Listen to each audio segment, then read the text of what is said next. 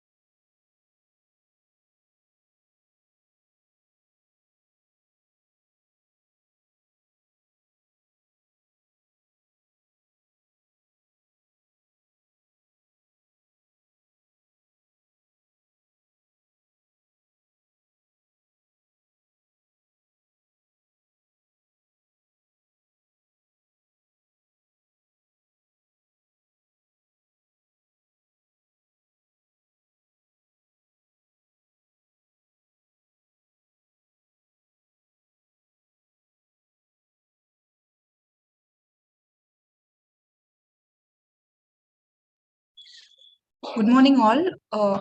We highly apologize for the delay. Due to there is some technical issue, the speaker couldn't join, and we will be taking the session the other day. We can start with the second session by 12 o'clock. Sorry for the inconvenience.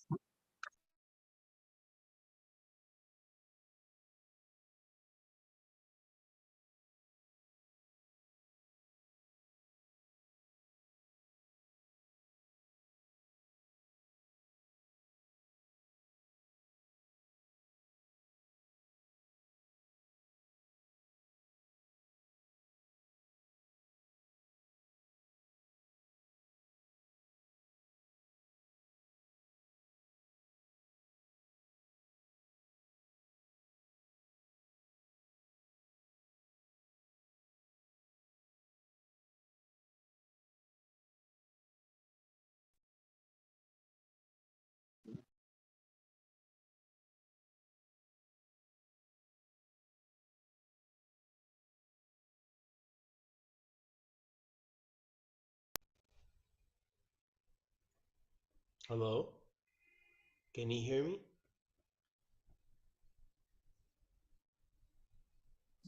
Yes, sir, we can hear. Can we start the session, sir? I don't know what's happening, but the internet was really bad. Okay, so now the audio is connected, so we will proceed with the session, sir. Okay, all right. There's Okay, someone. so thank you. Okay, there's someone. Start the session. Yes, sir. I will start the session and then I'll introduce. Thank you, sir. Okay, go ahead.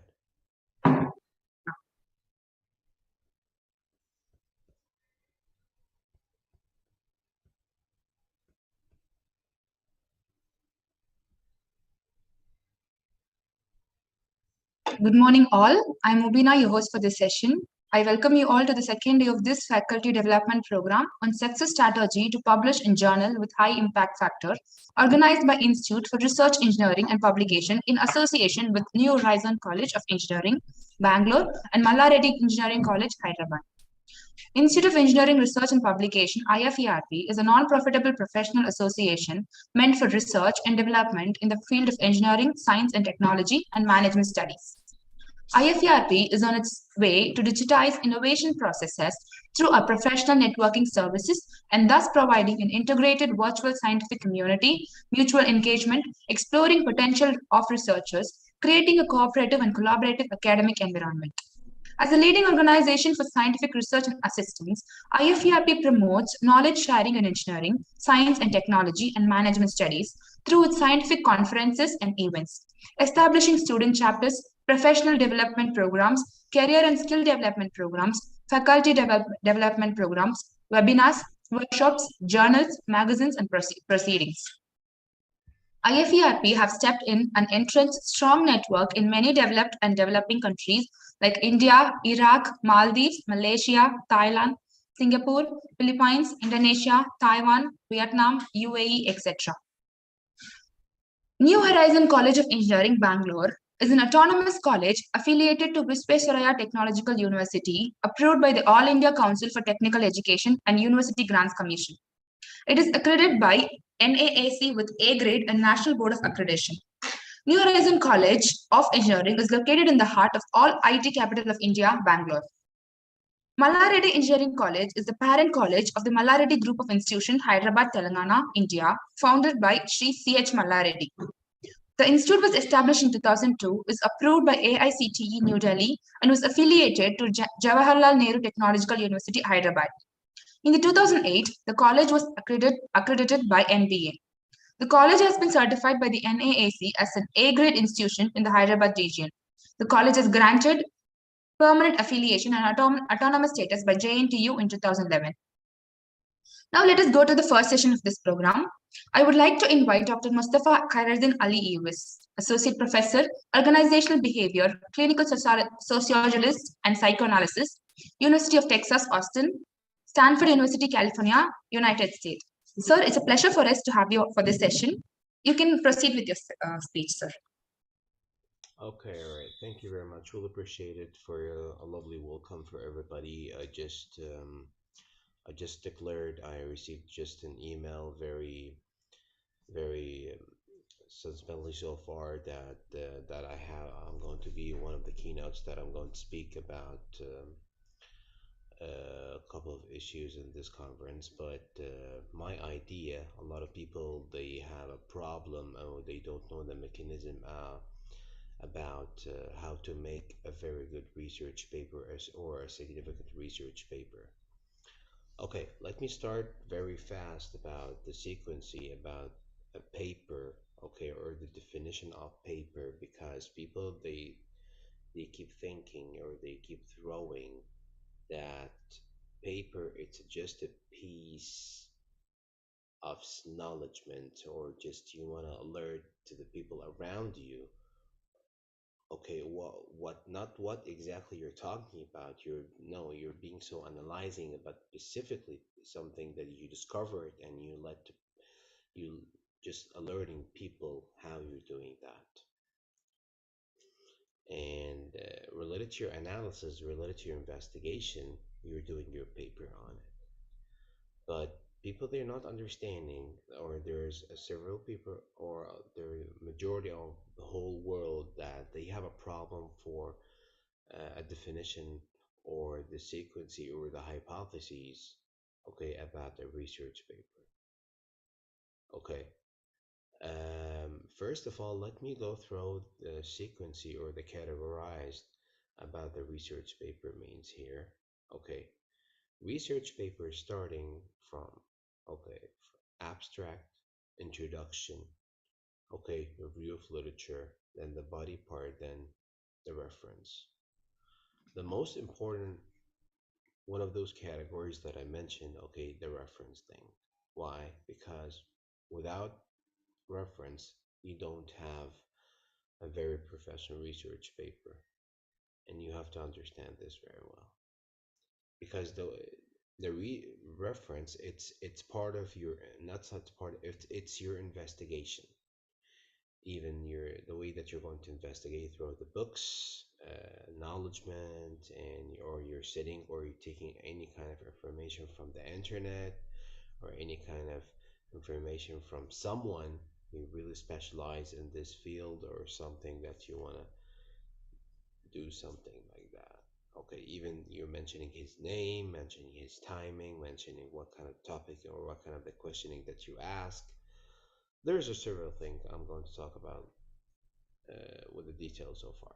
Let me start about the abstract. What's the abstract means here? Okay, people, they have a couple of confusing, or confusion between the abstract and introduction, and there's a lot of people around the world, they thought the abstract, it's the same thing like introduction, and the opposite. No, this is not true. The abstract, you're just showing your, showing to the people, or showing to me, what is the stylistic, and what kind of the pragmatics, and what kind of the phonology or mythology, okay, you're going to use, and what is exactly the topic you're going to talk about. This should be briefing between couple of, like not more than 2 or 3 paragraphs, something like that. Okay, and you have to be specific about your outlining major sentence so far about your abstracting. And the way that you want to abstract, you have to be simplified, not complicated, because you have to mention a couple of, not a points, but you're going to mention what exactly you're going to talk about, using your phrases, and what I told you, what kind of the linguistics do you want to use. This is very simple about the abstract. Okay, let's go to the second part, the introduction. People, they have a problem for introduction, because they go talk about the details, and go through the stuff, and they're going to clarify each point, if they're going to just mention the introduction with points, which I believe this is totally wrong. Why? Because, Sir, sorry for the interruption. Can you be a little louder, sir? excuse me. Louder, louder. Like we Okay, this can't is, hear you. Your voice is so low.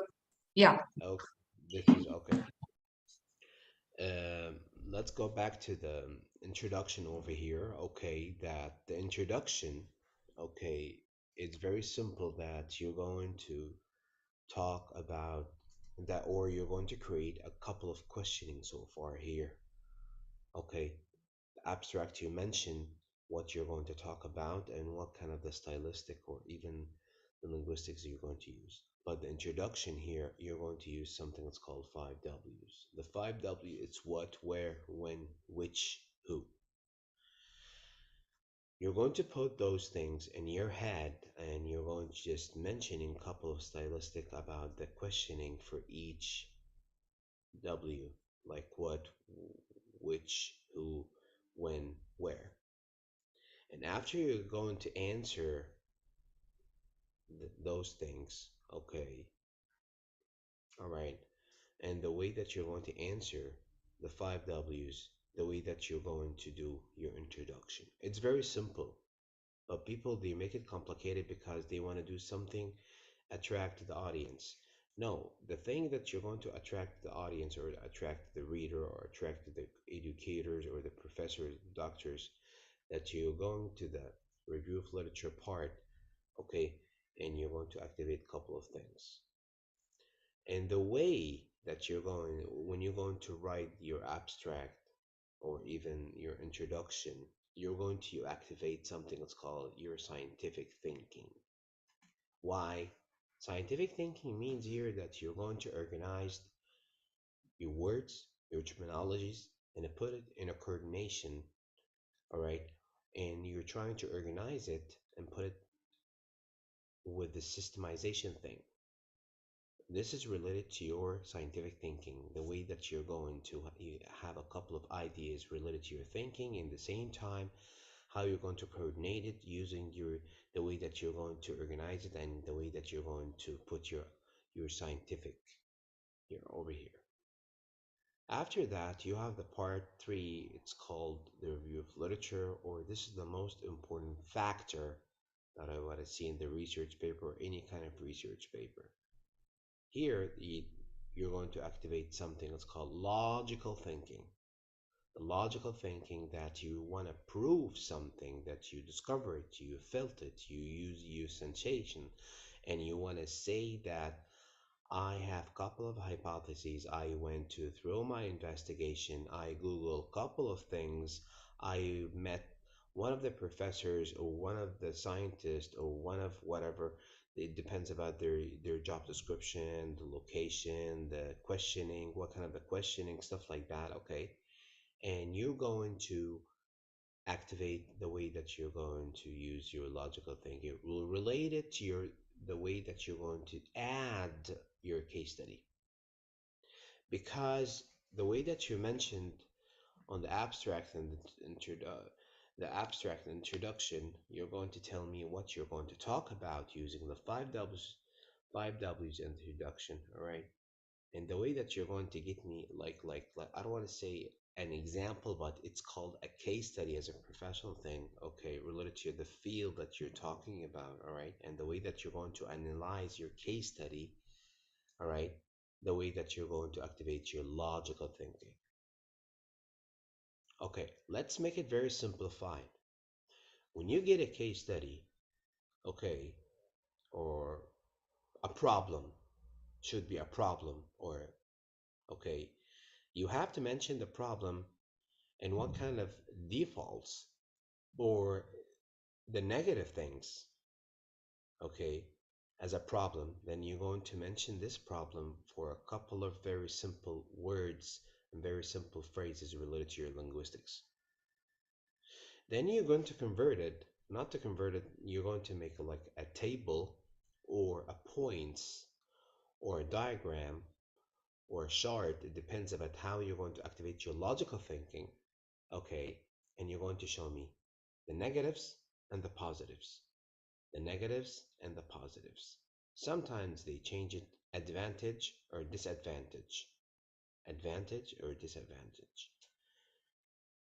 The way that you're going to mention your negatives and your positives related to the problem that you mentioned from the beginning, okay, in the part of the view of literature, Okay, you're going to show me, and you're going to, again, I'm stressing that you're going to activate your logical thinking. And the way that you're going to use it, or the way that you're going to enhance it, develop it, implement it, okay, related to your case study, okay, you're going to show me what is the categorized and what kind of investigation, okay, which I believe this investigation, you're going to mention it in the reference part or the last part, because this is going to give the trustees the paper, okay, that you're not doing this paper like you're smelling the air like that with the simplified thing. No, it's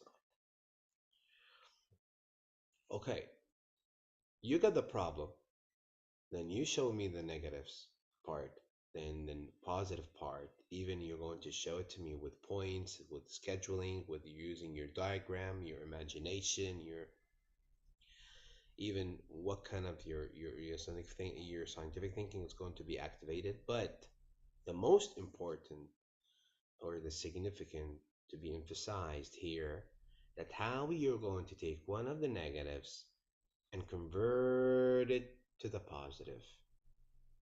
Okay, you're going to show me the solution, solving problem over here.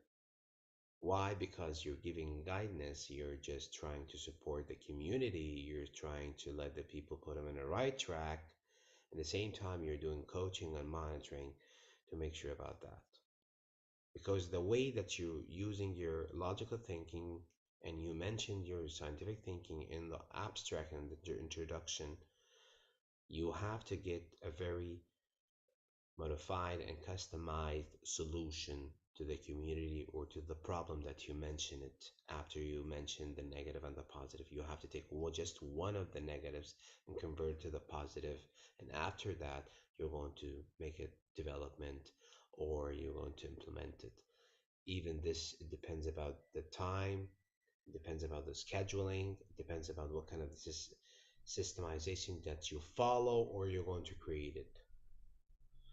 And the changing here for the implementation or the development from that you took the negative to convert it to the positive, you have to systemize it and scheduling at least not more than like couple of months, or the majority or the minimum around 6 or 7 or 1 year, something like that, not before that. Why? Because everything's being so changeable. Technology, it's attachable. We we are using a lot of things using technology, and you change every day. This is the meaning that you have to change the way that you're going to solve the problem, or converted one of your negativity to the positivity, and you're going to have to be touchable so far to help the community or to help the people around you. Let's go through the what they call it, the conclusion. Okay, because a lot of people, they thought the conclusion is going to be summarization. No, it's not.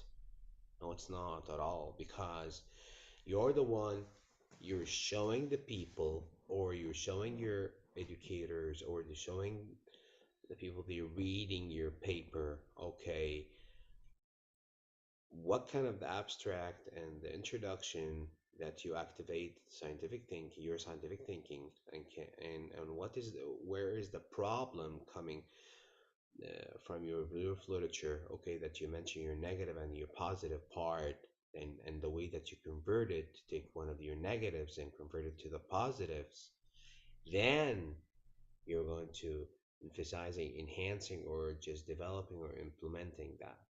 The conclusion should be here, not a summarization. No, it's not. It's going to add it as a that you're advising, or you're creating a catalog, or even a certain points that you have to follow, like rules, like writing things. Okay, why? Because it's going to help you and access you to put you on a right track without any mistakes. or at least it's going to be one of your rules that you created related to your characteristics, and it depends about the behaviorism, okay, in the community or in the culture, or it depends about kind of the traditions looks like what it's going to be compatible or not, okay.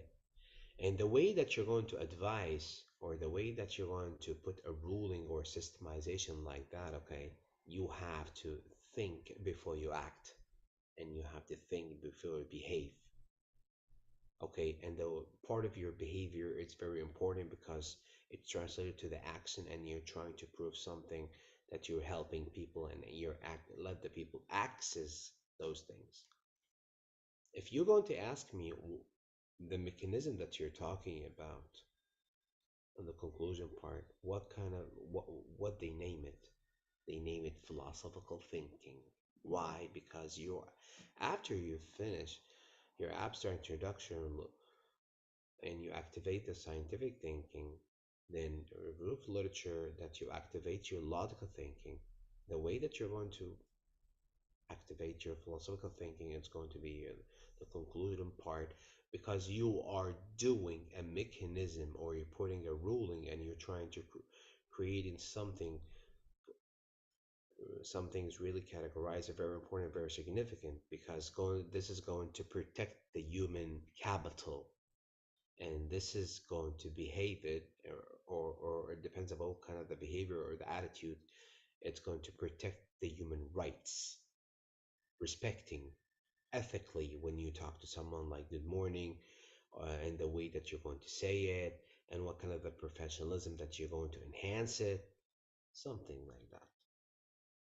Very simplified. I don't want to make it very complicated, because this is going to implement your factor, and it's going to implement your psychological factor. Even if you're going to write a paper, you're going to deal with the people, and how you're going to handle or solving the problems that you're facing in your face, or even face to face, or even electronically, or how you're going to activate your body language, your eye contact, your biomechanical stuff like that. Let's go to the last part, which I believe it's very going to be simplified, okay? The way, or any kind of word or phrase or number, or even or a history, or even what kind of the social signs that you're going to use after your investigation, after you're doing a couple of investigation, you have to mention every accurate words or numbers on the reference part. Why? Because this is going to give the trustees, or the trusting between you and the readers, or the people they're going to read your paper. Okay, because you have an evidence, you have a couple of very important things that you have to see through these things.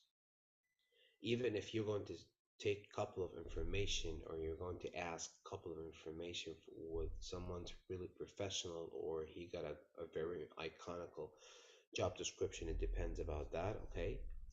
Yes, you have to you have to be specific about something like that.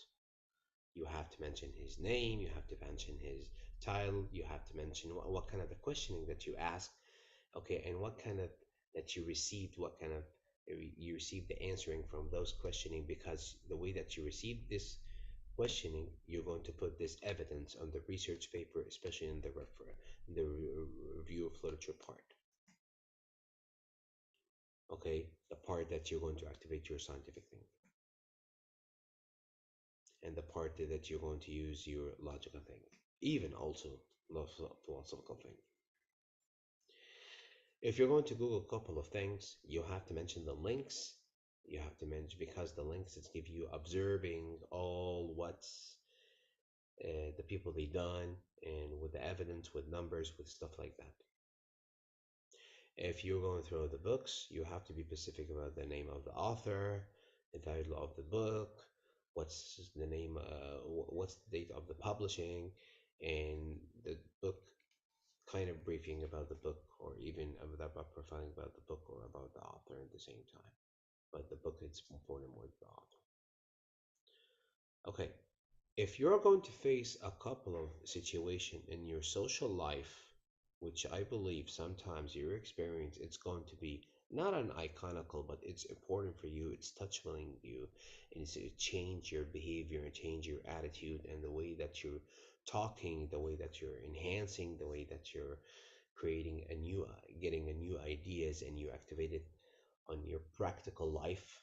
Okay, you have to mention several or part of your socialism and your emotion intelligence with related to the way kind of the social interaction with your people and with your community, especially if you have a specifically not a department but something is changed and you got an idea and this idea it's developed as a research paper. You have to mention those things, or you have to mention this specifically because this is the way that you're showing me your stylistic of the way that you're going to analyze what you're saying and what you're doing. It depends about your factor, or it depends about how you impact your factor, or something like that.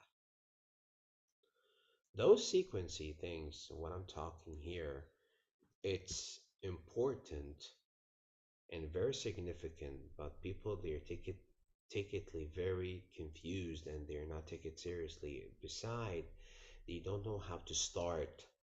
They don't have the guidance how to start. Because listening it's important when you read. Observing it's important more than you going through those things.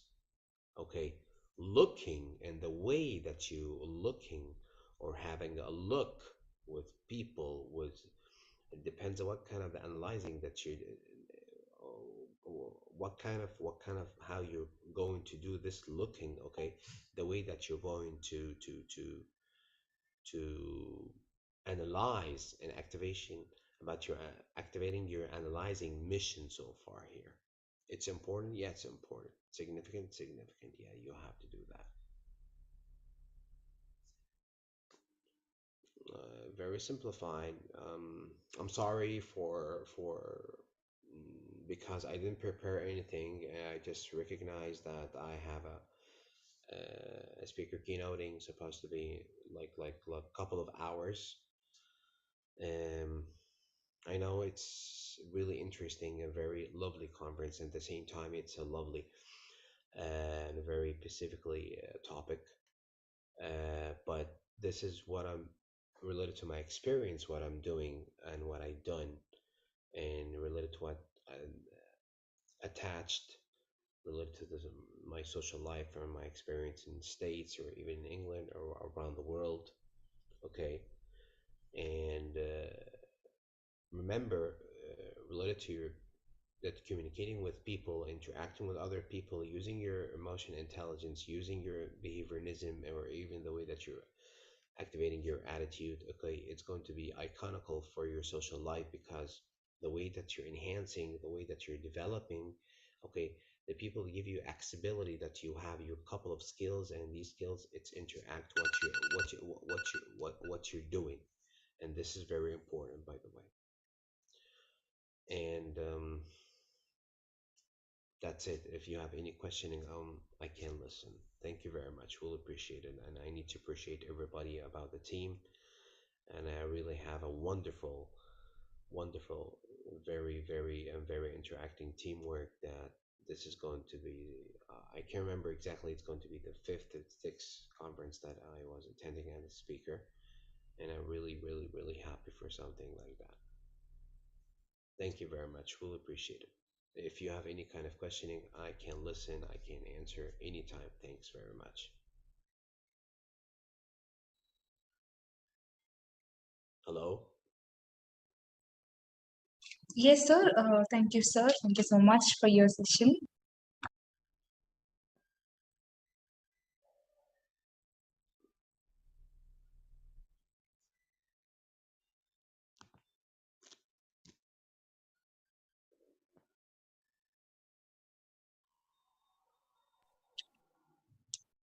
Thank you so much, sir. Now let us all move to the next session for this FDP. I welcome Dr. Sailesh Iyer, Professor and Dean, Computer Science and IT Department, Rai School of Engineering, Ahmedabad, India. It is an absolute pleasure to have you as a speaker for this FDP, sir. I welcome you. Thank you very much, ma'am. The floor is yours, sir. You can go ahead. Thank you. A very warm welcome and very good morning here. It's now afternoon basically, and we'll be starting with the session. I would just like to share my screen.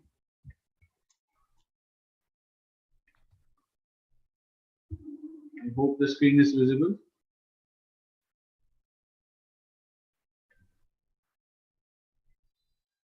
Yes, sir, your screen is visible. Okay. Now, I'm just going to talk about writing a high quality research paper and selection of journal for publication. Now, this is something which is very, you can say, painstaking and troublesome for most of the researchers, most of the scholars who have enrolled for PhD.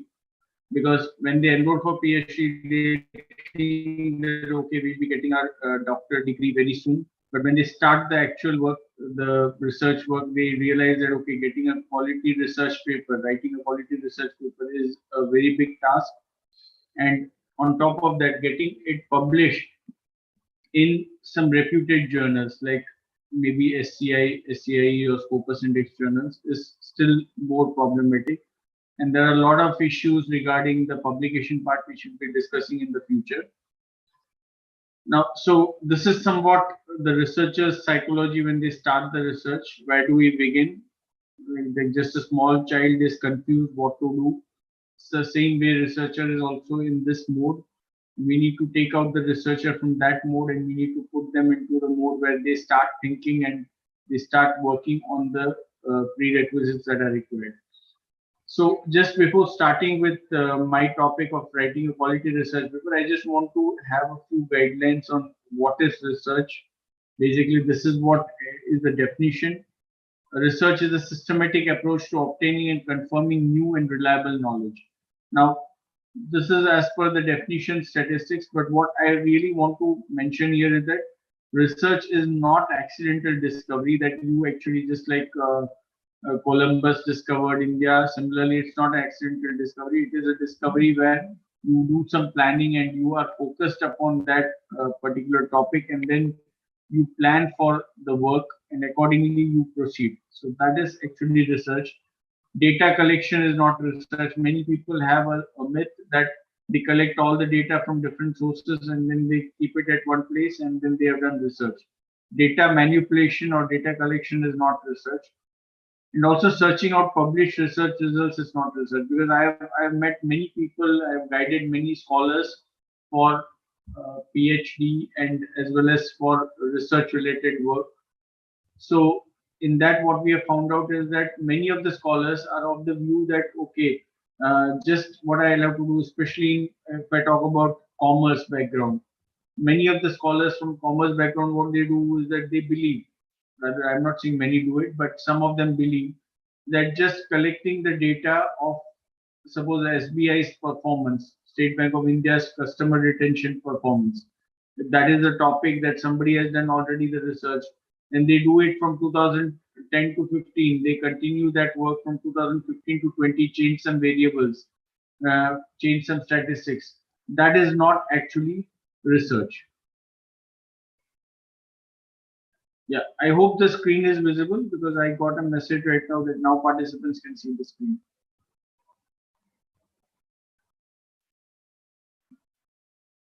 So there are many such things which are actually the myths in research that people think that just changing the data will actually give the results, but that is not going to take place. You have to do some novel work. You have to modify the existing work. You have to change the approach. You have to change, propose a new strategy. So that is what research is all about. It is not just changing the data. So research is a process which actually leads to many more questions. Now the questions can be different based on the different kind of research or the area that you are doing the research. If it's engineering, different type of questions will come up. If it is management, different type of questions will come up. If it is science, different type of questions will come up. If it is core computer-based work, then different type of questions will come up. So it depends upon which kind of research area you are into. But your research objective should be smart. Just like now we are addicted with smartphones, right? Similarly, we have research objectives which should be smart. Now, what I classify smart is that S stands for specific. That means your objective should be very specific.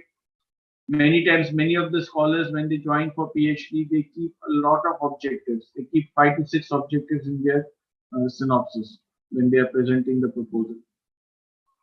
So that actually creates a problem because these 6 objectives will not be completed by your research timeline of 3 years or 4 years, whatever is the deadline. So you have to keep very realistic, very specific goals or objectives wherein you are just specifying what you would be able to do during that duration. So 2 objectives or max to max 3 objectives, not more than that. So specific objectives should be there and they should be measurable. It should not happen that you are keeping some objective which cannot be measured exactly. So exact measurement should be possible, exact criteria of how you'll be measuring it, that should be defined. So that is required. And then you should have achievable targets. That is, as I told you, that don't keep a lot of idealistic targets which cannot be achieved. Your research should be realistic, which you should enjoy. It should be relevant enough that, as I told you, that SBI data from 2010 to 15, you do a survey from 15 to 20, change the data, and then try to change some parameters and then give the result. Now that may not be relevant enough because based on that, SBI will not get any benefit of your research. So always it should happen that if you are doing suppose if you're writing a paper, if you're doing research on implementing artificial intelligence or machine learning for a particular crop disease prevention or prediction method, then that should be relevant enough. It should not happen that it is not relevant to the scenario that we are linking it to. That means whatever you're writing, whatever your work is being done, that should be relevant enough. All the parameters should be specific, mentioned, and you should be able to give some output to the farmer at the end when your research is completed. So it should not happen that it's just a research paper written which has no other objectives. So it should be clearly relevant to the current scenario and time bound. Again, research is time bound. If it is going beyond time, then it is actually leading to frustration. Now, what is the frustration? It may happen that you are continuing your research from 5 years, you are in academics, you are not getting any kind of perks related to your research. So you may feel frustrated, you may feel that you may sometimes feel like leaving the research domain, discontinuing your research. So that should not happen. So always you should have a time-bound manner, and time management is very important in research. If we have time, we will just discuss something about time management and how you can do research effectively. Now, most of the times, actually, few objectives, what is driving you to research. I was just talking, I actually interact with a lot of such researchers all over the world. I take some HRDC sessions also for in India, in Gujarat, I've taken, in Tamil Nadu, I've taken, in various other states I've taken. So I interact with various interdisciplinary research scholars from across India. What I found is that there is always a mentality that I want to get my degree as soon as possible. Now, that is also not a right approach. So always getting a degree is not the objective. It should be the degree. Degree should of course be an objective, but it should be with particular knowledge where you are gaining some knowledge regarding how the research is taken place, what you have done can lead to some benefit for society. So there should always be some intellectual joy in doing some work related to research. Now, I'm very sorry to say that actually I should not be saying this in this forum, but right now, predatory journals, publications are taking a major seat and people are paying for getting the research papers published. Some are even outsourcing their research papers. That is, writing the research paper itself is outsourced to different people and they do the writing as well as the publication in Scopus Index or any other journals. So this is a sad fact, but this is what is happening and this will not contribute to your growth after you complete your PhD. So again, one important criteria is that you should enjoy what you're doing, you should be involved in what you're doing, and that is basically what research is all about. It should be of service to society or industry or any such parameters where people gain from your research. Again, having a doctor degree, many of the people actually have, many of the scholars say that, sir, I am the first doctor having completed research in my family. So they're very proud of me. Always there is respectability attached to it. And of course, the last but not the least is pay hike and job promotion. But then for that, ethical means have to be adopted, not unethical means.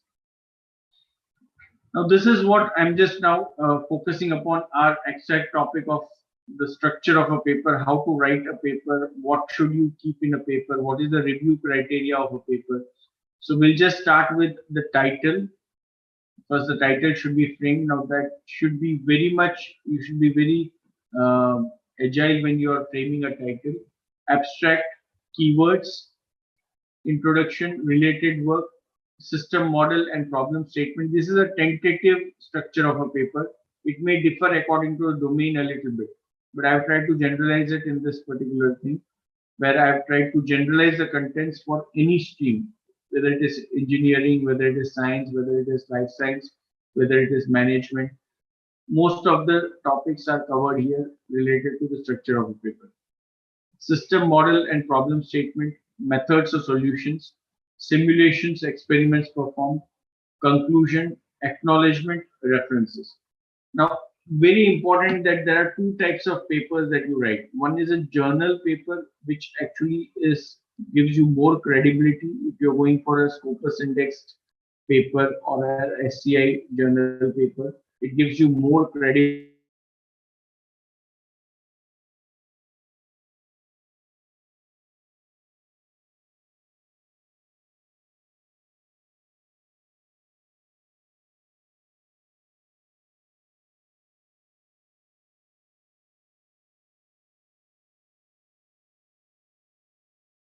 a Scopus indexed paper. And the second type of paper is a SCI journal paper, which actually gives you more credibility if you're going for a Scopus indexed paper.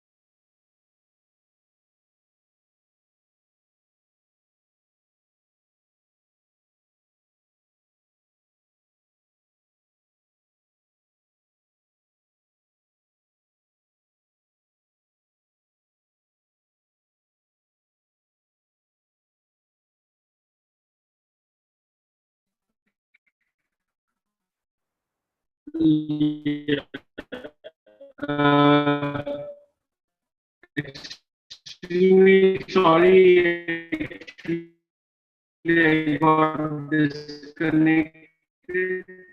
I hope I'm connected now.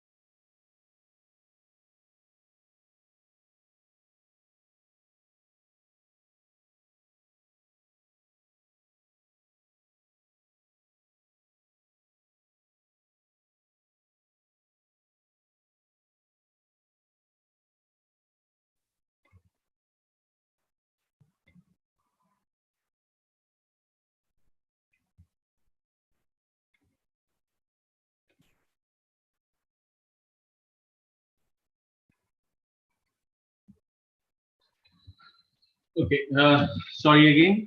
So like I've just shared with you that number of pages in a journal paper is very important. Before you start writing a paper, you should be knowing what is the criteria where you're going to submit. Accordingly, you have to write the papers, because many times it happens that you write a paper of 12 or 13 or 15 or 18 pages, and then ultimately you find out that you're going to submit in a conference. So they will ask you to slash it to around 6 to 7 pages. So again, that is a cumbersome effort. So always before deciding to write a paper, you should be knowing where you want to submit it, and accordingly you will have to plan for writing the paper. The average number of pages should be clear before you start writing the paper. Now, choosing a right title is very important. The title should be very specific, not too broad. Suppose if I say I write something like data mining techniques, that is very broad. If I'm just focusing upon one particular data mining technique, I should be focusing upon that in the title. So title should be very specific, because whenever in evaluation, we'll be discussing the evaluation criteria of the paper also going forward.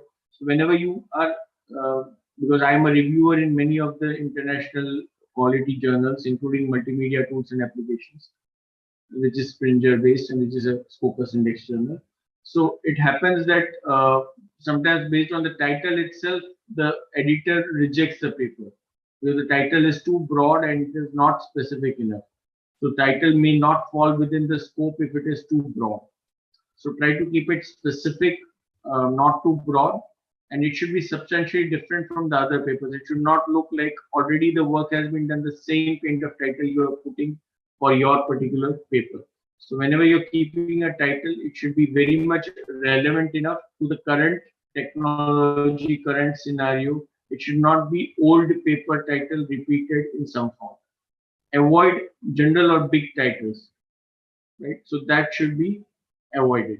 So general titles like research on data mining, as I told you, that is a very general title. You have to be very specific regarding the title. So it should be short and sweet and specific. So title selection is very important. If the title is not proper, there are chances of paper being rejected at the preliminary stage itself. Now, after the title is framed, then you have to write an abstract. So abstract should be very concise. Abstract should not be more than 1 to 2 paragraphs at the most. Some people write abstract like an introduction, so that should not happen. Abstract should be, the use of abstract is normally done for searching, for giving readers a paper summary before going into the details. Just like we have a movie trailer. What you're going to see in the movie, the trailer, the primary features are mentioned in the trailer or displayed in the trailer. Similarly here, abstract is used by the reader. First, the reader reads the abstract and then decides whether to continue reading the entire paper or not. So abstract should be very much attractive to the reader, in the sense that the content should be framed in such a manner that it conveys the meaning of the paper. So abstract, what should it say actually? What should it convey? So abstract should convey these things. The problem that the paper discusses, in 1 or 2 lines, the problem should be clearly mentioned, that this is the problem, some background about the problem should be given. So in 1 or 2 sentences, you have to frame it. So it's very important that how compact you can keep the problem statement. Then the work that has been done or the method being used, that also needs to be mentioned there. What novel method you're using, that you have to actually mention. And then the original findings or achievements, that has to be mentioned. So these 3 things are very important in an abstract. Then abstract should not have any kind of reference numbers or multiple paragraphs. You should not have more paragraphs. As far as possible, keep it limited to 1 paragraph. So abstract usually should not have reference numbers and multiple paragraphs. After abstract comes the keywords. The keywords are basically, sometimes it is confusing. Sometimes authors or the researchers are thinking that keywords are something which is there in the abstract, same thing has to be repeated. It is not necessarily like that. Keywords are used for database search. Whenever anybody is searching on a keyword, they should be able to locate your paper. The reason is that then they'll be reading the paper, you would have mass appeal of the paper, and they can cite also the paper in different, your paper in different journals where they are submitting the paper. So your citation will also increase if you have used the right keywords. So keyword is very important. If the keywords are wrong actually or not proper, then they will not allow your paper to be searched. So your search results would not be displayed properly. So use of keywords are again for database search and categorizing your work, for editors to choose reviewers also. Sometimes editors, what they do is that at the primary level, if the keywords are not proper, abstract is not proper, title is not proper, they may return the paper rejecting that it is outside the scope of our journal.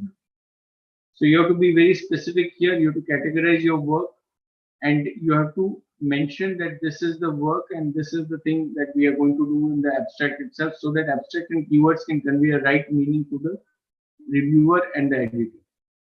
So keywords should be specific and represent the main topic of the paper. So avoid using too much technical words that are not forming the main topic, like calculus, simulation, etc. Try to keep it related to the paper abstract content. Introduction is the most difficult part, because this is something which the authors think that it is not going to be read, but this is also being read by the people there, because the academicians or the researchers who are actually referring your paper, who are reading your paper, they would be reading the introduction for getting the details of what is to be introduced. That what you are covering in your paper, that introduction entirely has to be there, because many people may not be knowing about what type of research you're going to do. So for them, that area related details need to be shared. So your purpose of introduction is introducing readers to the problem or work. That means readers should be clear that what is your problem, what are the work that you're doing. That at least should be clear when you actually start with your introduction part. Introduction usually contains a brief background of the topic area. That means what is the topic altogether? Because suppose if I say that I talk about, say, clustering. Now, what is clustering? People may not know. So I have to mention what is clustering. It's a type of data mining technique. Data mining classification can be given. So all this can be informed in the introduction itself. So introduction will give a brief idea about it, and it should not be more than 1.5 to 2 pages on a normal basis. If it's a conference paper and if it is just 6 pages required, then maybe one particular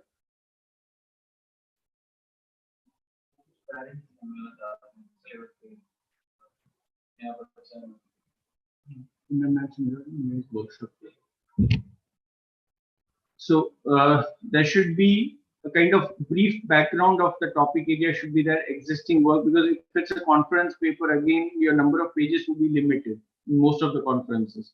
So if it's a part of conference proceedings, you would not be able to give more than 6 to 7 pages, maximum 8 pages. So in that case, your introduction should not be more than 1 page.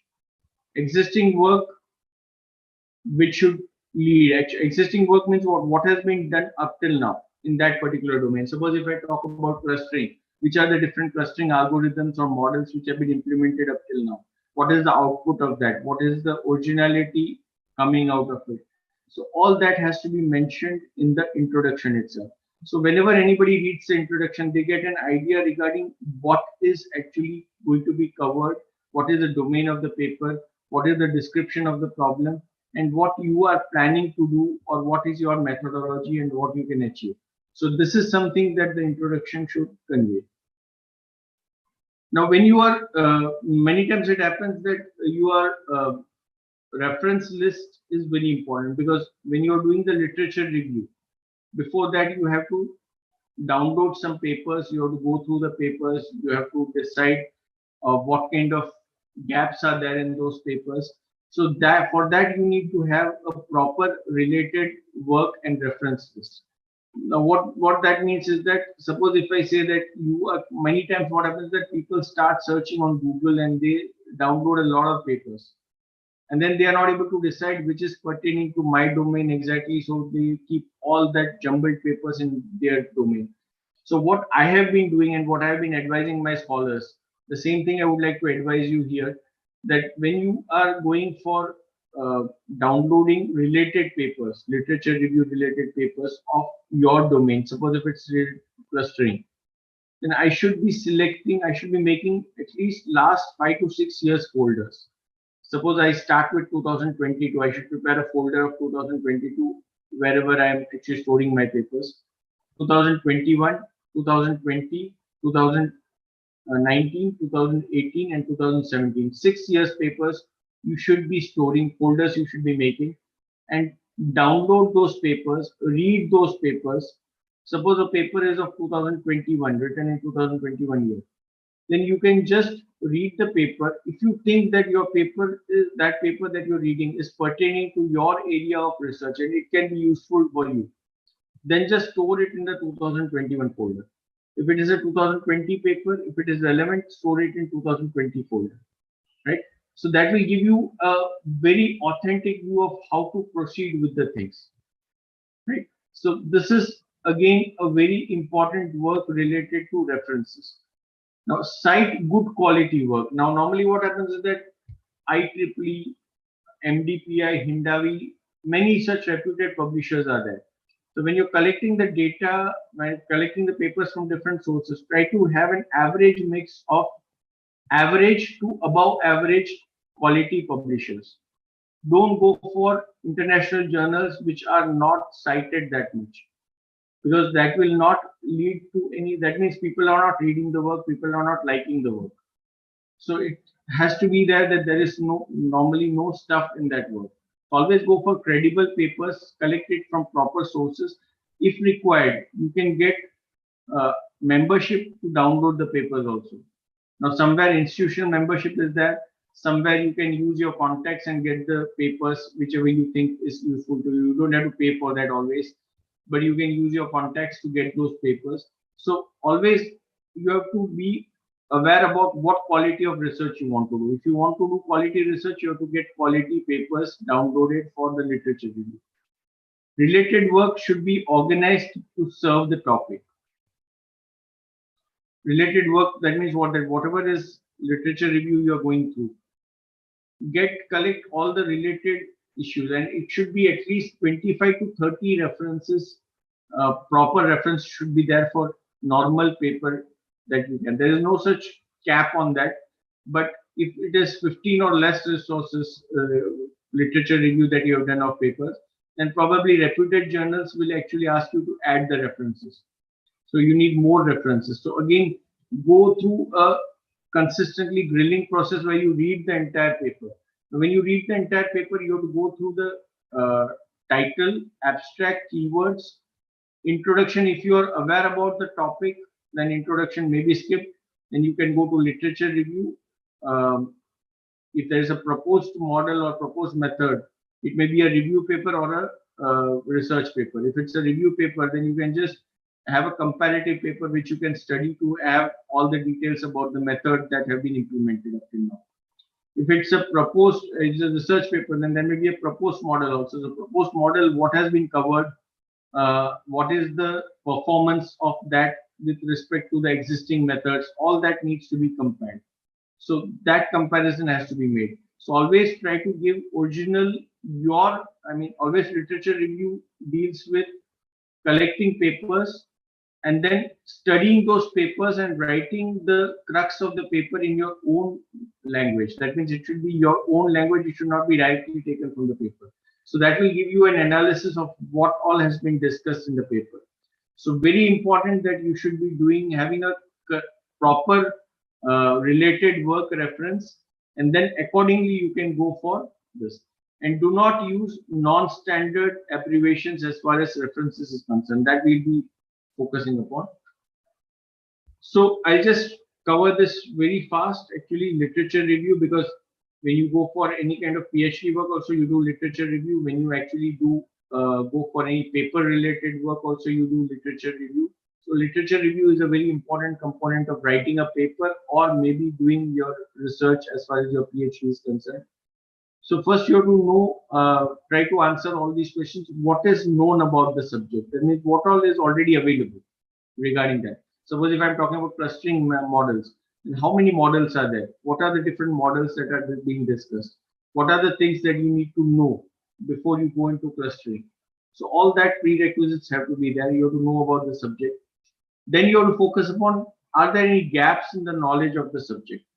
Now, if there are gaps, then it is an opportunity for you to define your work, that what work can be done. Have areas of further studies been identified by other researchers that you want to consider? There may be some area which you may like, that this researcher has done this much work, I need to extend it. Then you need to get the permission of the people who are connected with that particular research.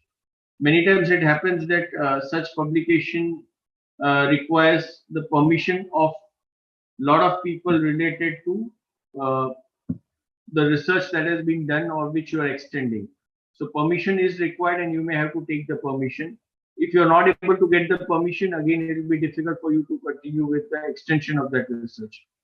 Sometimes the tools that the authors have used, that are not clear in the paper. So you may have to get the details from the authors regarding which tools they have used, what are the parameters, all this clarity has to be there.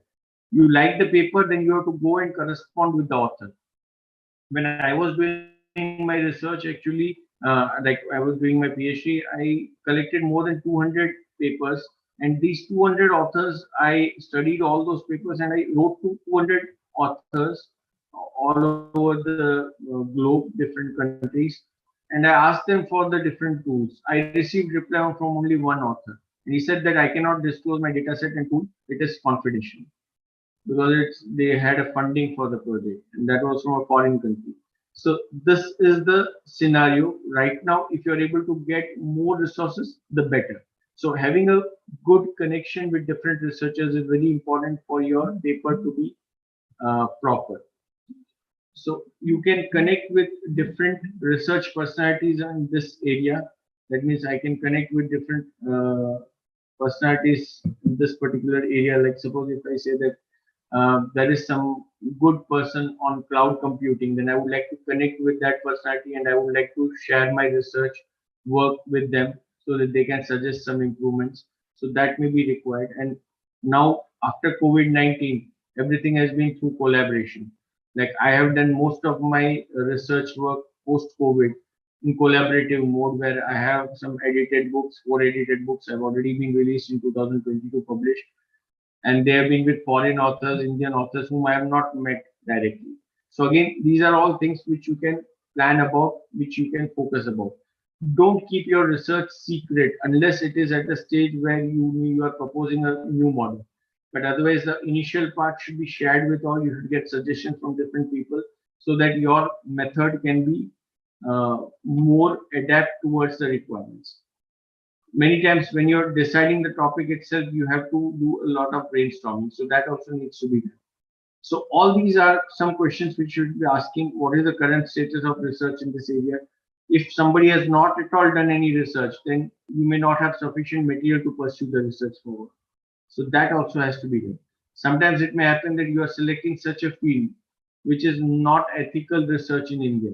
So it may be related to some biology or biotechnology, which may not be allowed in India. Such sampling is not allowed in India. So again, that you will have to think about. So that is all part of literature review, which you have to focus upon. So you'll have to write, list, write, learn, search in whatever order you want. First you search, you list, you write, learn, and you repeat this process until you are satisfied with the literature review that you will do. Now you can find, manage, use, and review. These are the LR tasks, right? This normally I think so you are familiar with, so I'm not focusing upon that right now. But these are some things which you should be doing when you are doing your literature review. So literature review steps, whether it is a paper or whether it is your actual research PhD topic, you define the research topic. That is the first thing that you need to properly define what kind of topic you are dealing with, what is your final topic that needs to be defined. Compile and prioritize a list of keywords, and that may be subject to modification again, because when you read the paper and again, you would like to modify a lot of things. So it is not that first attempt my paper is made. I'll have to make changes again and again. Identify sources of information. Whatever sources of information you require, that needs to be identified. Read, evaluate, and analyze all the works, and then discuss findings and conclusions with others. Again, this is very important. This is neglected in India mostly because of a lot of issues. People think that my research topic would be stolen by somebody else. They don't discuss with people. They don't connect with collaborative potential experts in that field. So that is the reason why literature review is not strong that much in most of the papers. And that is the reason why journals do not give selection very fast to such papers. Divide works into supportive and anti-ethical positions, again, which is supportive and which is non-supportive. Identify relationship between different works in the literature. So this is how you should be planning your literature review steps. These are some of the sources where you can refer for your LR: books, journals, conference papers, dissertations, bibliographies, maps, internet, indexes or abstracts printed. So more exhaustive your literature review sources are there, the better it would be giving the output for your research. Now, are you ready to publish? Now, this is something which is a very tricky question.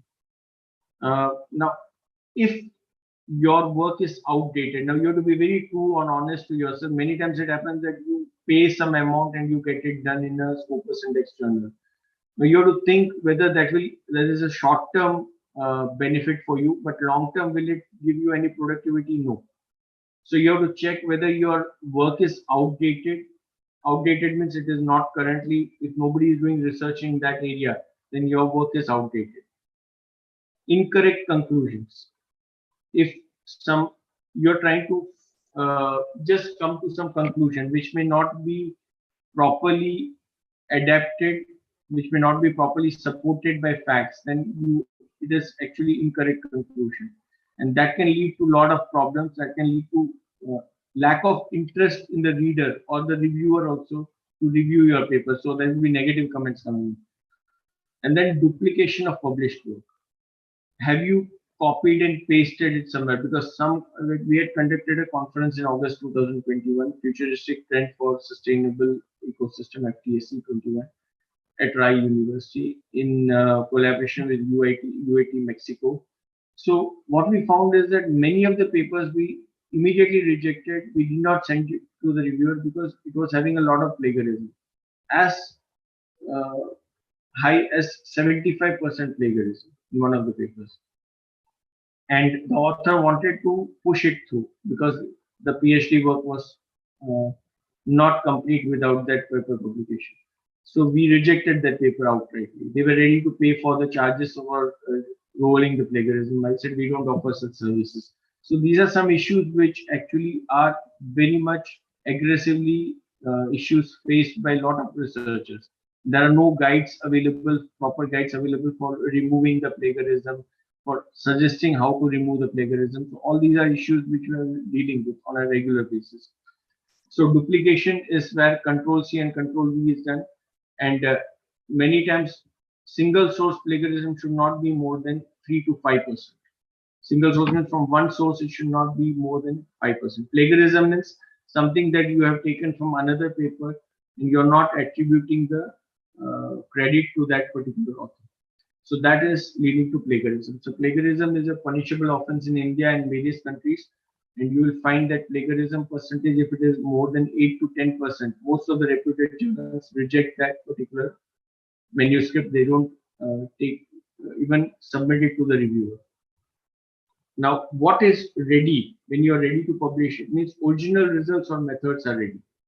Significant enhancements of the published work is there. An up-to-date review of a subject or field. So if you're able to maintain this, then you are ready to publish. What makes a strong manuscript? A clear, useful, and exciting message. See, when you are actually, what type of paper would you like to read? The same paper you need to write. So clear, useful, and exciting message should be conveyed, presented and constructed in a logical manner, allowing readers to easily grasp the significance of the piece. Editors, reviewers, and readers all want to receive well-presented manuscripts.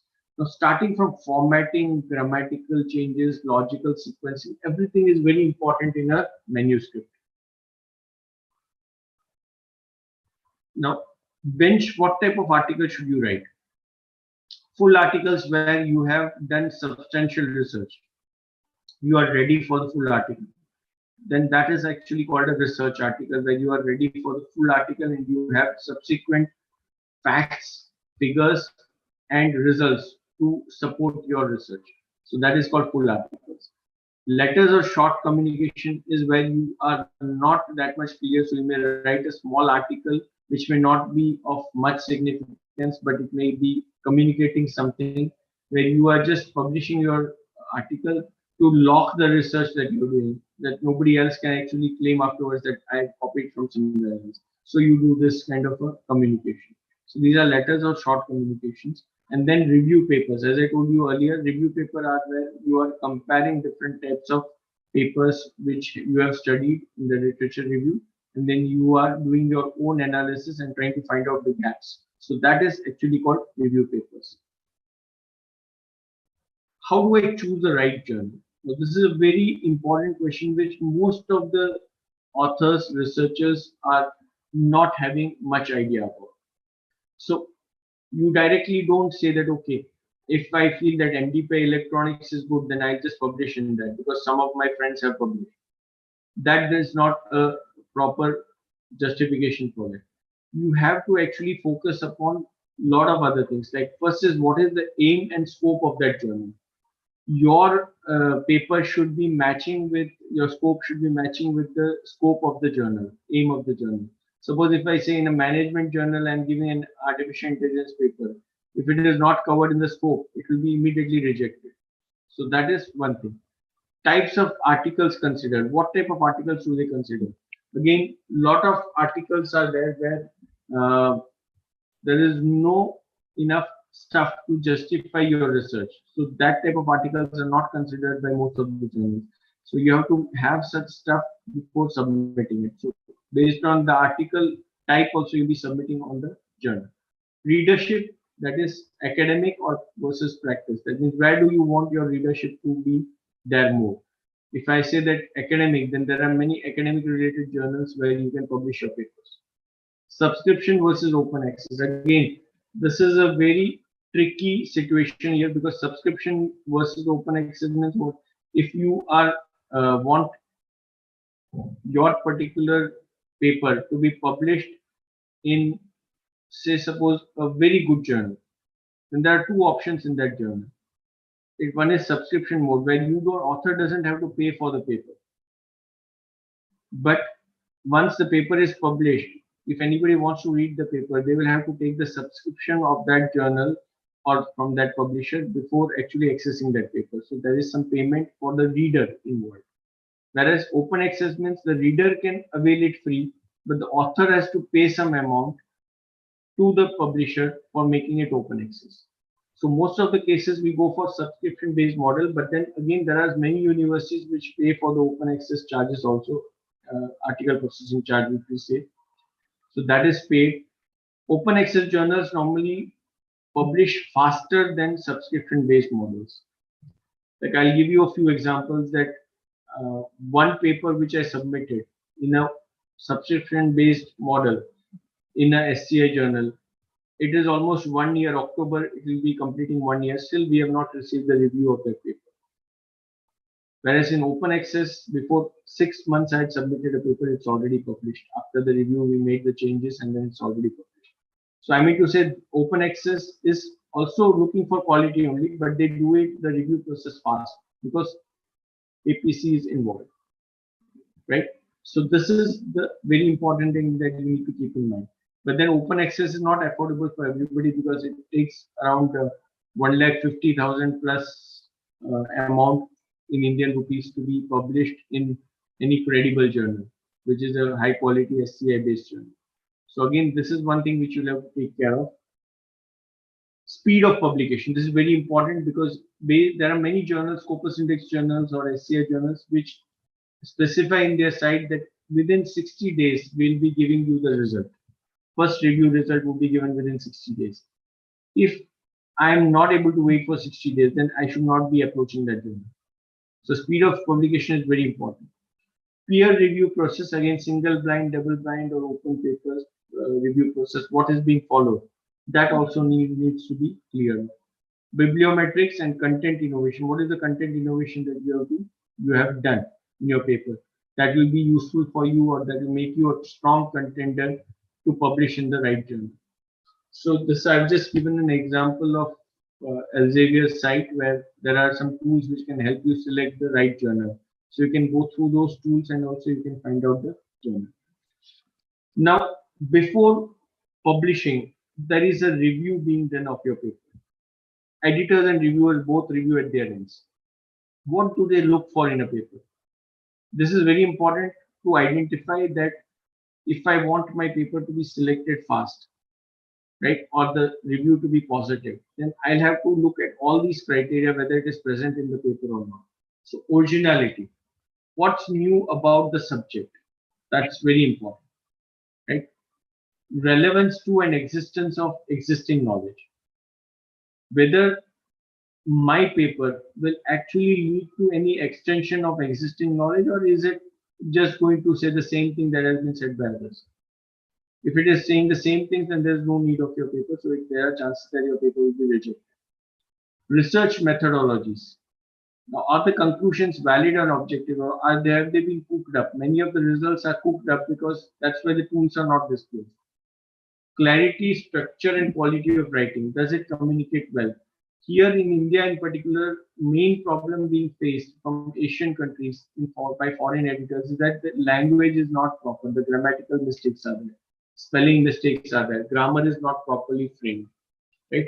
So these needs to be looked into. Quality of writing or order of writing is not proper.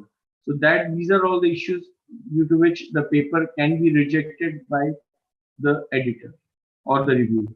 Sound logical progression of argument should be there. If it is not there, there are chances that the rejection may take place. Currency of references. Again, what type of references you are using, that's very important. And then compliance to the editorial scope and objectives of the journal. Suppose if I said that some cloud computing journal is there, now in that I am trying to have an IoT paper submitted. It may not be received well by the editor. So you may, within 24 hours, you will get a reply that this does not match with the editorial scope and objectives. So these are all the criteria which you should be looking for in a paper. So when you're framing a paper, you have to look at all these things. Are these covered properly in your paper or not? So if I try to just show this visually, right? The structure should be what? Title, abstract, keywords. That is one part. Then search and find. So introduction, methods, results, and discussion. And then ultimately you're telling your story when you are dealing with conclusion, acknowledgements, references, and supporting materials. So you're providing context in terms of the paper. What should be the title like? As I told you, I have discussed some things before. The title can be original title and revised title. You can just see here, there's a difference. The action of antibiotics on bacteria. This was the original title. And this is the title where we have revised it. So, inhibition of growth of Mycobacterium and tuberculosis by streptomycin. So this is somewhat technical, at the same time conveying specific information. Bacteria is a very broad term. So again, the original title and revised title, you will see the difference. Will attract readers short, catchy titles that are often better cited. So you'll have to, when you're reading a paper, how do you decide whether to read the entire paper or just read the title and then move out of it? So that's very important. So you want to attract readers, so the title should be very proper. Then you have keywords. As I told you, these keywords are very important. Then abstract, as I told you, this try to keep it as brief as possible, summarize the problem, methods, results, and conclusions, and follow the rule of 10. 1 to 2 sentences for the aim, 2 to 3 sentences for materials and methods, 2 to 3 sentences for results, and 2 sentences for discussion or conclusion. So overall, if you find 8 to 10 is the rule of 10, which we call, wherein the abstract should not be more than 10 lines. This is the introduction. Again, a lot of things need to be given in the introduction. So introduction has to be taken utmost care, because maximum plagiarism is found in the introduction, because you feel that already you are going to paste the content available on the net. So that should not be the case. You have to change the context, you have to change the wordings, you have to change the meaning as such, and you have to write in your own words. So that is what you need to do in introduction. Similarly, here methods also, right? So try to keep it as short as possible, in the same time convey the proper meaning to the author. Now results, when you're discussing, always have visual results with you. Whenever you have a data table, graph to support, or any kind of image diagram to support where the methodology is totally discussed, that would be giving you a better impact in the reader's mind. So these results are very important, and you should be focusing upon visual results rather than textual results only.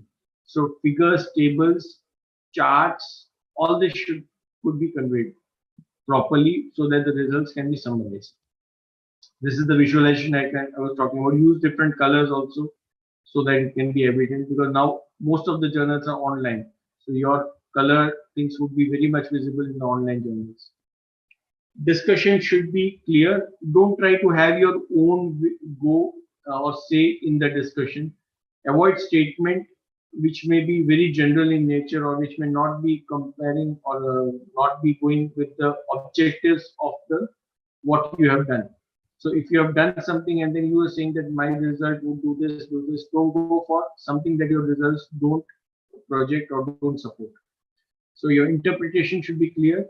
you should be comparing your published research with your own research, and accordingly you can write out the differences or the comparative criteria.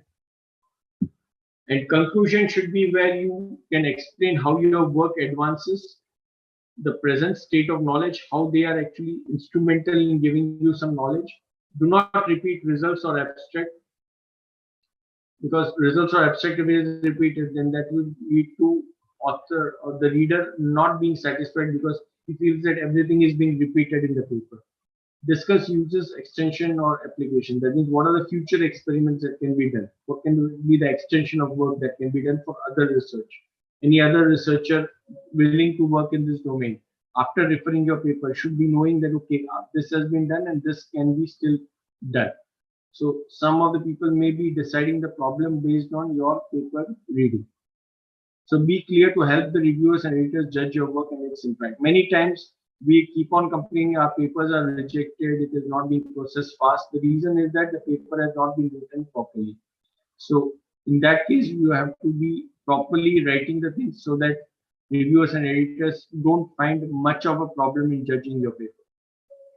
Acknowledgements are also there. Many times you have advisors, you have financial supporters, and it is being supported by some funding agency, some university, and that needs to be written. Proofreaders and typists, many times people have some supporting staff for them, or supporting friends. Write their names also in the acknowledgement, that will not make you small. And suppliers who may have donated any materials for any experiment in science or any biology or any such related field. References, as I've already mentioned that. If you're able to use Mendeley, then that would be very much useful for you in reference management. But again, you should be knowing how to use it. So this is how you should be going for, right? So figures, table, data, discussion, results, methods, conclusion, introduction, and then title, abstract, and keywords. Covering letter also normally you write to the editor. Now this has a significance because normally if you just submit a paper without a covering letter, the editor may not be processing it that fast. But if the covering letter is there, then you are directly speaking to the editor. Editor knows that, okay, he or she has done some work and they want to communicate. So they will read that covering letter, and based on that, the speed of processing may increase. Again, this is a general statement. I am not specific to particular cases, but it may happen that in some cases the delay may be there as per what we have found in the paper processing itself, in my paper itself. Though covering letter has been written, still the delay has taken place. Conflict of interest, again, this normal cases is not there, but any direct financial benefit, any employment, stock ownership, grants, patents should not be there. Indirect financial should not be there. So again, review should be transparent and it should not cover any of these from the author's side. Peer review is done. Now, most of the times we have a deadline given to the reviewer. Within 1 month, they have to submit the review. This is what actually happens. We are reaching to the ending of the slides. Start, submit a paper, author submits a paper, then editor checks if the basic requirements have been met. If they are not met, then the paper is rejected and the rejection details are conveyed by mail to the author. And this is normally within 48 hours. If the editor's rejection is to be within 48 hours, because before the review it would be done. After the preliminary requirements are being met, then the editor can assign reviewers. So the entire details would go to the reviewer. Reviewer would review the paper and give recommendations. Based on that recommendations, again, editor would pass on the information of revising the paper. What are criteria? What is the revision required? That is passed on to the author who revises the paper and then again submits it again. So this process is again being followed. So this is the editor and review procedure that is being followed. Reviewers are looking for importance. Suppose I am a reviewer right now for many of the scopers in the different journals. So I just look at all these things. Importance of hypothesis which has been placed. Originality. What is the original work? Novelty of the work. Clear progression to the paper, and is it well presented or not? So these are the things I should be looking at when I am reviewing a paper. Now, many times it happens that you get a review comment. After that, you have to respond to the review comment.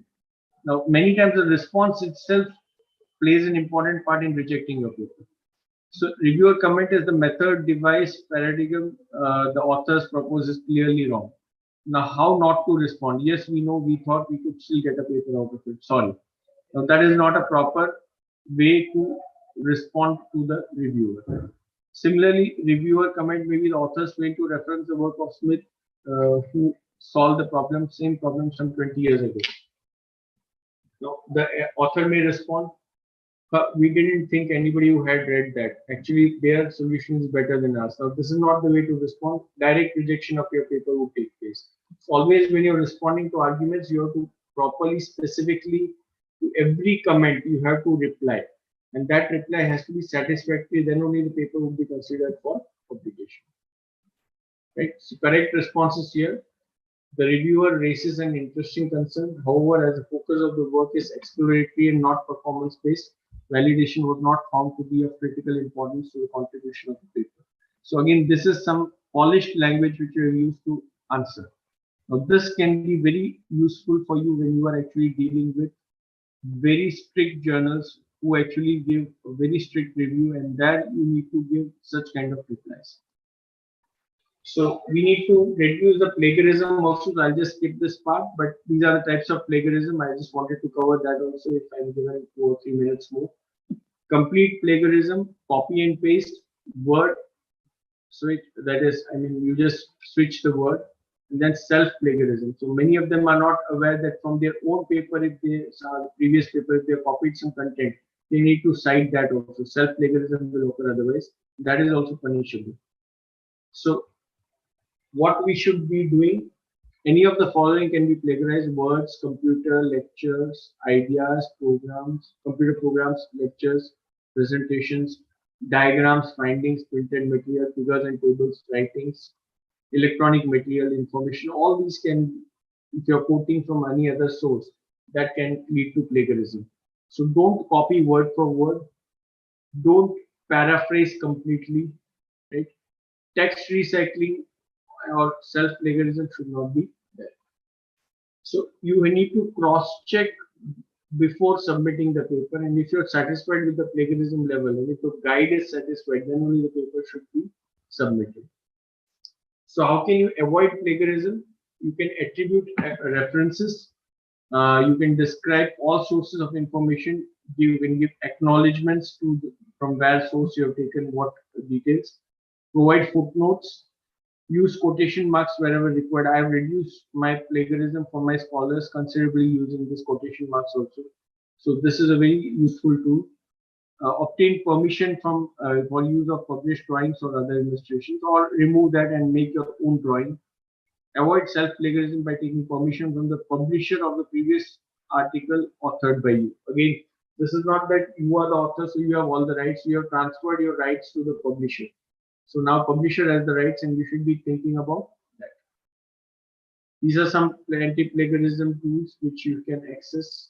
Some are paid, some are free or open sources. So you need to spend a lot of time and make sure. Normally what happens is that the rejection chances are more if you make the paper in 1 or 2 days. So your paper should well take around 1 to 3 months to make. Then your paper can be authentic enough. You can be satisfied regarding the quality of your paper. So it should share some research data. Strong keywords should be there. You should be using clear and correct manuscript language. And after your paper is published, you need to promote your paper also on social media so that you can get the maximum citations, maximum people read your paper. Because ultimately, see, we publish it, we show it in our record. After that, what? After that, people need to read it, people need to cite it, people need to communicate with you regarding your work. So that is what we want. So we want to take it one step ahead, where we are inviting people to join us in the collaborative work which we're going to do in the future based on the previous work that we have done, quality of the work. So building a research group is very important. As I told you, that most of the scholars, most of the academicians, are not having a research group. And that is one of the main limitations that is creating a lot of problem for different researchers. These are some sites where you can actually verify UGC CAR Scopus journals. Actually, I wanted to cover one more topic today, but lack of time, I'm not able to include that because the topics are, I'll not be able to justify it in 2 or 3 minutes. But I'll just like to tell the crux of it that please don't uh, publish through any predatory journal. Don't submit anyone to anyone who says that you give me 5,000 rupees, I'll publish your paper in Scopus Index. Don't go for that. They are all predatory journals and they will not give you quality output as far as your research objectives are concerned. So go for Scopus site where you can find the Scopus related journals, verify it. From that only go through the site of the publisher. Don't search on Google because it will lead to predatory journals cropping up. So this is a humble request from my side. Many of the people whom I have actually taken a session just recently had told me that, sir, previously we had this experience that after publication we came to know that it's not a UGC CAR journal, it's a clone journal. So don't go for clone journals. In UGC CAR site itself, there is a list of UGC CAR list and clone journals also, and how it is different from the original journal, that is also mentioned. So go through that site, convince yourself that this is what you are here for. You are here for genuine work, genuine research, and let us not fall into the trap of such people. So this is some references that I have referred. I would like to just say that during this COVID time, still we are not fully free from COVID, though we have stopped wearing masks. We have started social gatherings, physical gatherings, but let us not uh, physically gather. We can maintain physical distancing, but stay socially connected. So this is something which I wanted to share with you regarding research, how to write a research paper and a quality journal for that. I would request anyone to ask any questions if they have any. You can. The Q&A session is open. Over to the participants. Kindly post your questions. Again, extremely sorry for the technical glitch in between. 2 times I was disconnected because the stability of the net today. Extremely sorry, but I try to make up for the content, and accordingly I have just shared with you the details.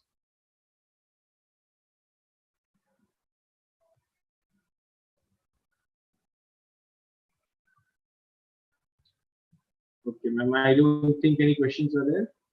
Thank you very much for inviting me.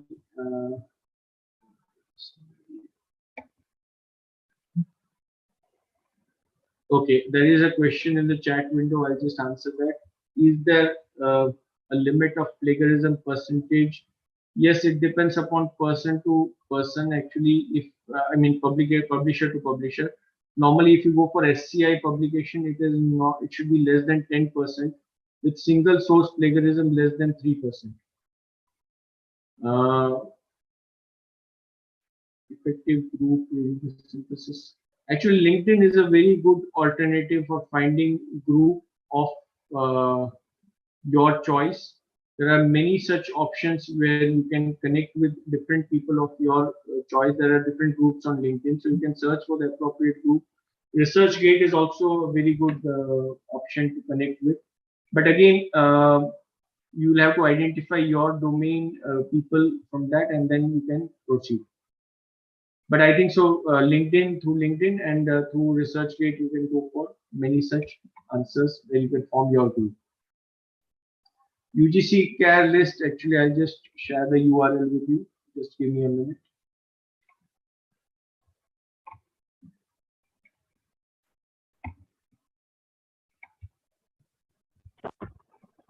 I'll share the URLs which I just mentioned.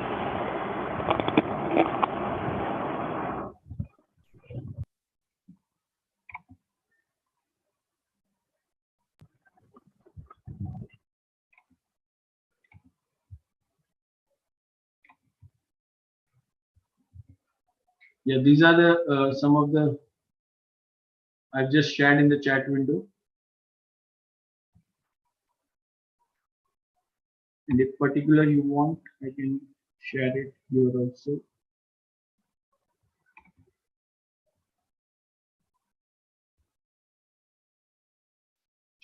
Fine. Yeah, some people have raised their hands, and just request them to unmute themselves and ask the question. Good afternoon, sir. Very good afternoon. Sir, I have just one doubt, sir. We have, for completing our PhD, we have number of this number of conferences we have to complete, this number of journal publications we have to complete, and this number of paper presentations to complete. Yes, sir. Sir, am I audible? Right. Yeah. So what is your question there? Sir, if we have published our paper through a conference to IEEE Explore or a Scopus journal, can we show the count as a journal, or it will be count as a conference only? Normally, again, the university where you are actually doing your research, or the university where you're working, they have specific research policy where they will be actually defining what are the different things that would cater to a journal paper. Normally, conference papers, most of the reputed universities don't count as a journal paper. They call it as a conference proceedings, and in that, even though it is Scopus index, it will be counted in the Scopus index, but you would not be getting the points and the incentives that you should be getting for a journal publication. But most of the universities, average universities, consider publication as a publication only, whether it's a journal or conference. For them, what matters is it in the UGC CAL list, or is it in the Scopus or SCI list? So that, or Web of Science list. That is enough for them. So you'll have to check with your university what is their criteria, what is their research policy, and accordingly you should be. But I feel one, and for any researcher, the comparative paper or the review paper can be in a conference paper. It can be a Scopus Index conference, IEEE, or any such conference, Springer. And one paper with your methodology should be in a high quality journal, whether it is Scopus Index or STI Index. So these two publications at least should be quality enough. Other than that, you can submit your papers, additional papers in UGC CAL. That is also fine. But these two criteria should be fulfilled. Thank you, sir. Thank you for the insight. Yeah. Anyone else? Actually, there are two or three more hands visible. You can unmute yourself and you can ask the question.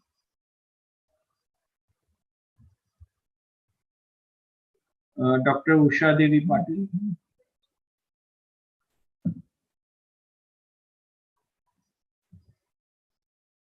Nalini ma'am.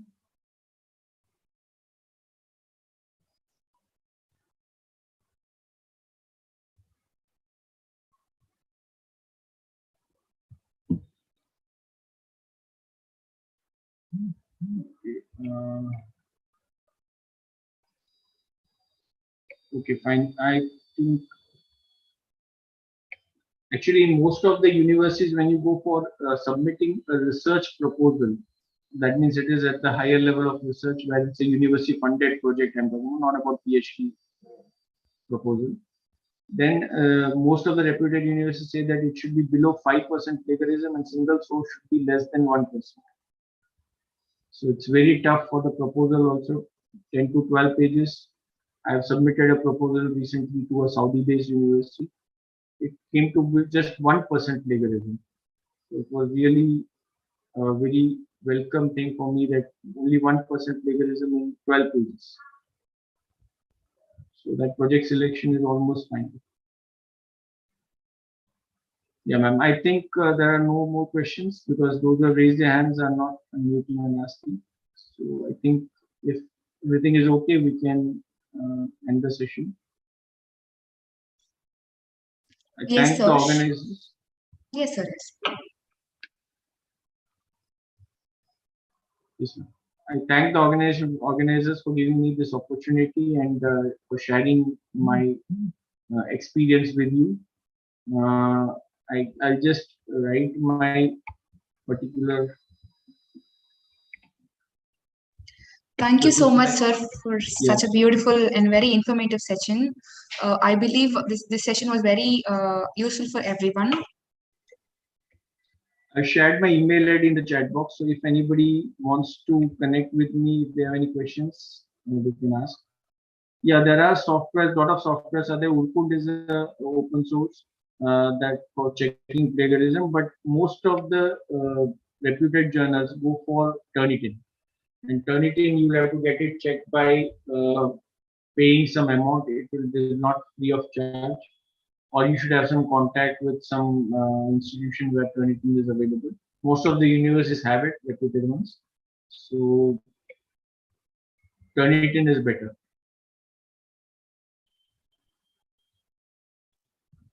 Yes, ma'am, over to you.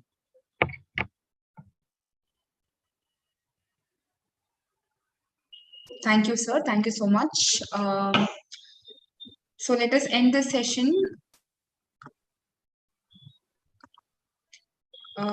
Here is the IFERP upcoming conferences. You can log on to iferp.in for more informations.